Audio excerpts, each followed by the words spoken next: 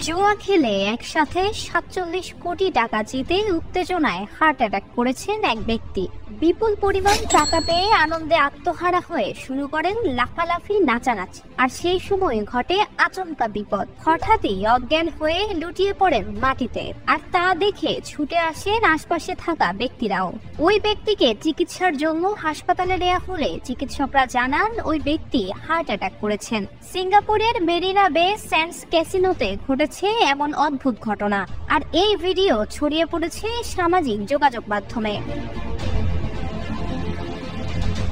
ভিডিওতে দেখা যায় এক ব্যক্তিকে ঘিরে রেখেছেন অনেকে। তাদের অনেককে দৃশ্যত আতঙ্কিত মনে হচ্ছিল। ক্যাসিনোর কর্মী এবং ঘিরে থাকা মানুষদের কাছে সাহায্য চাচ্ছেন ওই ব্যক্তির সঙ্গে থাকা এক নারী।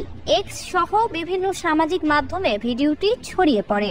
এক্স স্যান্ডেলে গিগি ট্রাফিক নামে এক ব্যক্তি ভিডিওটি শেয়ার করে ক্যাপশনে লেখেন, ক্যাসিনোতে $40 লাখ জেতার পর এক ব্যক্তি হার্ট অ্যাটাকে মারা গেছেন। তবে সংশ্লিষ্টরা জানান অচেতন হওয়ার পর ওই ব্যক্তিকে হাসপাতালে নেওয়া হয়েছে এবং তিনি সেরে উঠেছেন।